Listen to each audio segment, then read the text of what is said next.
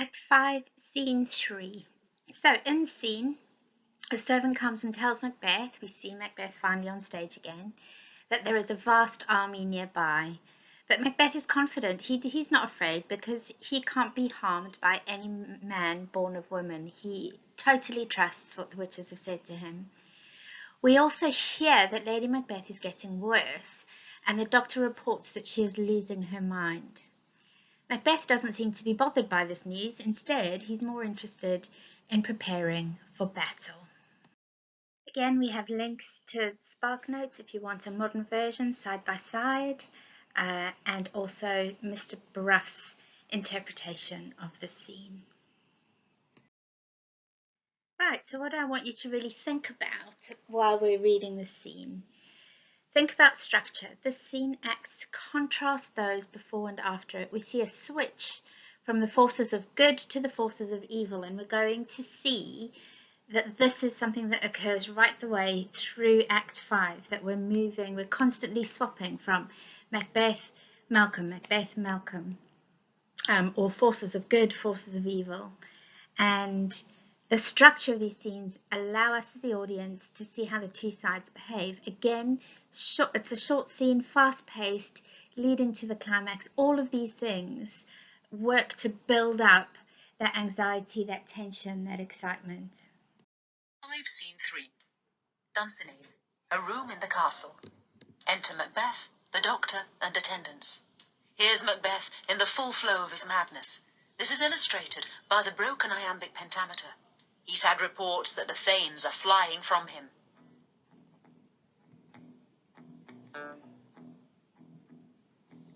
Bring me no more reports. Let them fly all.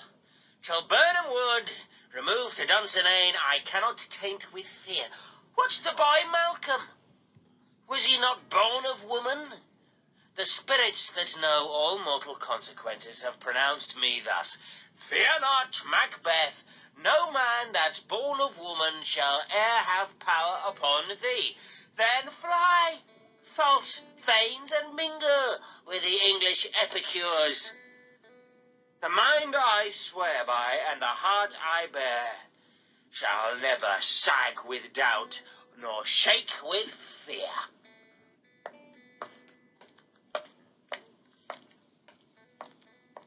The devil damn thee, black, thou cream-faced loon.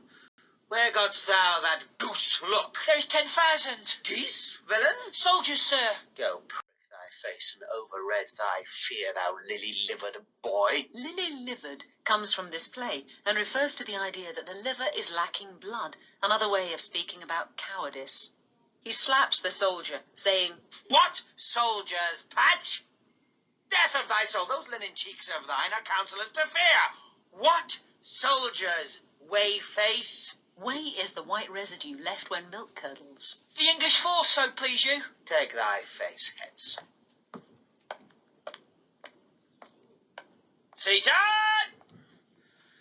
I was sick at heart when I beheld.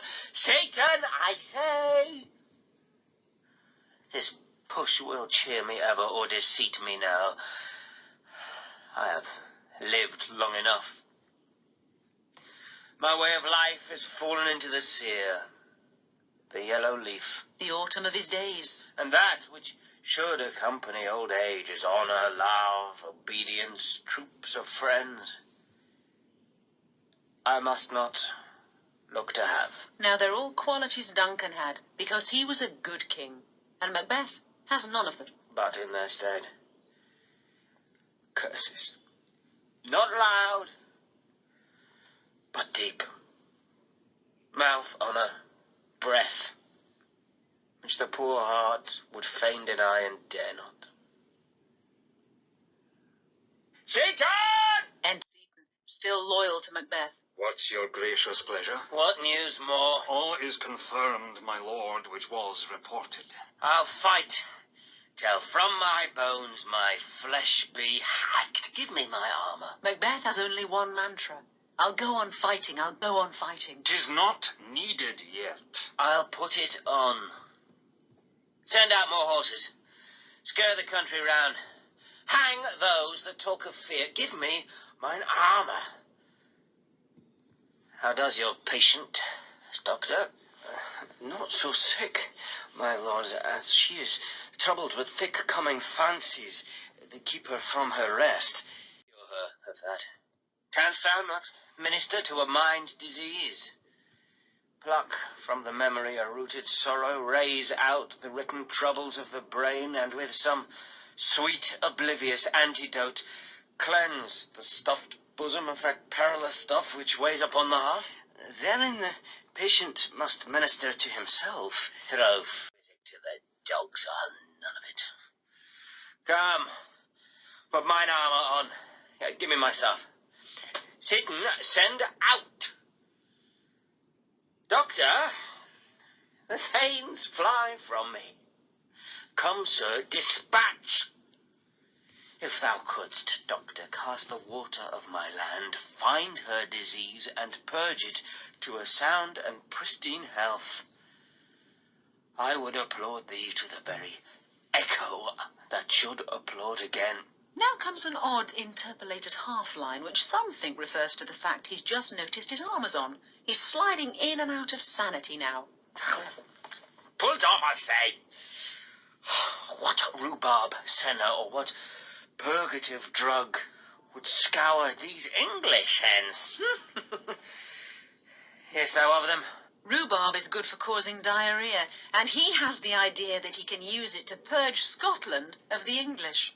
Aye, my good lord, your royal preparation makes us hear something. Bring it after me.